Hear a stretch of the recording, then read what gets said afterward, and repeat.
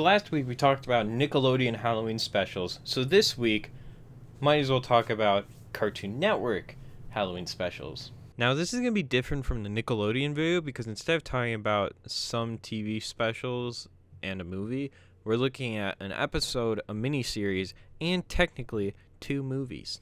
I'll explain more later, but it's because I talked about one before a while back. But let's get into it. One of my favorite Halloween specials is Billy and Mandy's Jacked Up Halloween. I always loved the grim adventures of Billy and Mandy. I mained Fred Fredburger in the fighting game.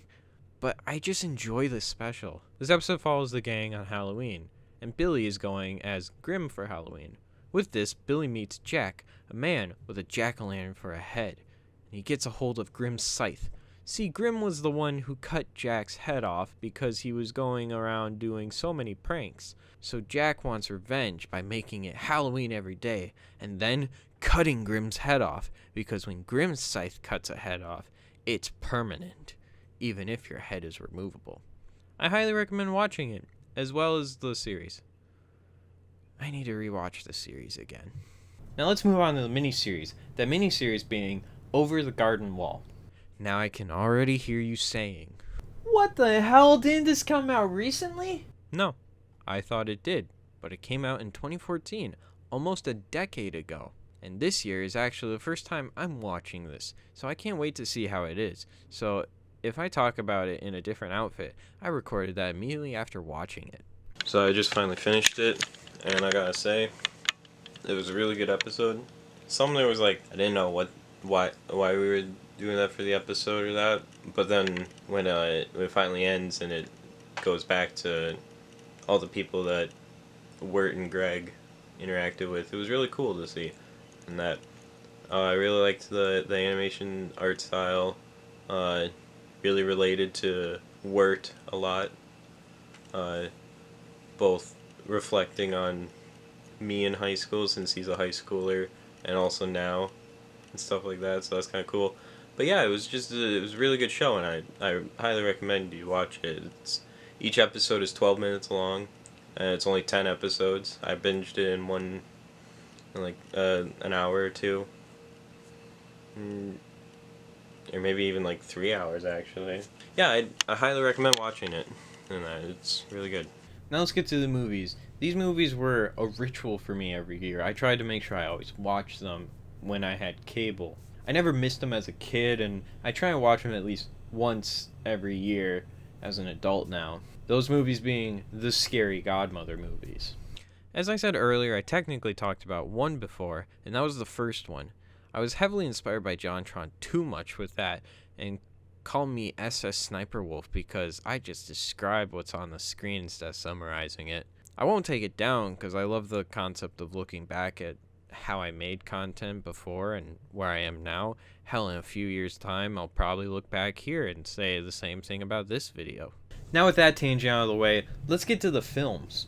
The first film follows young Hannah, who is dared by her cousin to give some candy to monsters so they don't eat the neighborhood children, and they lock her in the building to try and scare her so bad she runs home and they can get as much candy as they can and not be slowed down by her.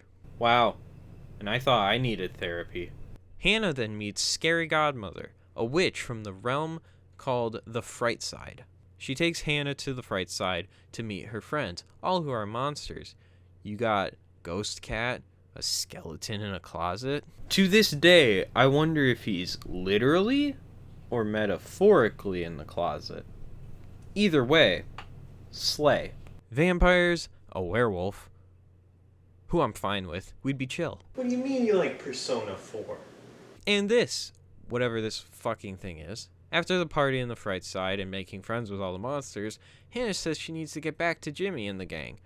But they're the ones who locked her in the old building. So, Scary Godmother and the gang devise a plan to scare the older kids and gives Hannah a key to travel between our realm and the Fright Side.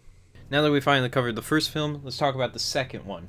Scary Godmother, The Revenge of Jimmy, follows the year after the first, and Jimmy is still traumatized by the monsters. Jesus, Jimmy, suck it up. and his friends believe the monsters were actually older teens dressed as monsters who scared them for their cruel prank on Hannah, and Jimmy's not buying this ruse. The evidence is logical, but just doesn't add up. Jimmy rules for a Halloween boycott, which no one agrees with him.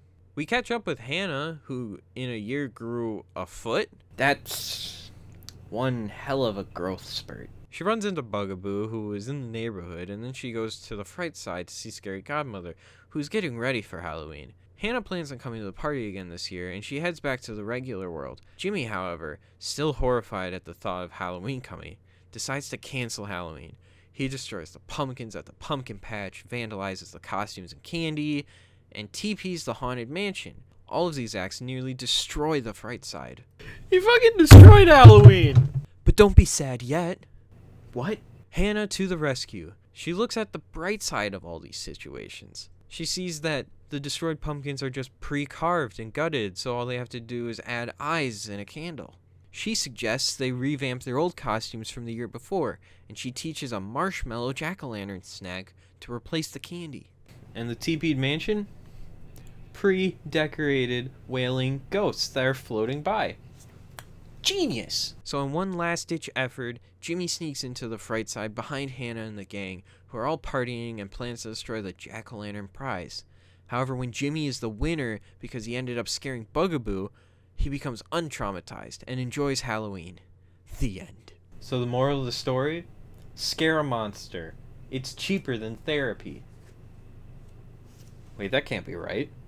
But those are Cartoon Network specials. I hope you enjoyed this video. I hope you liked reliving some of these specials. Let me know in the comments below. Did you guys always watch Scary Godmother when it was on? I always try to make sure that I'd watch it every year, like I said. And one year, as a kid, I actually tried the marshmallow jack-o'-lantern recipe to a T, and it actually turned out real well. And I don't remember correctly, I think they did expand like the movie says. Also, notice what everyone's wearing?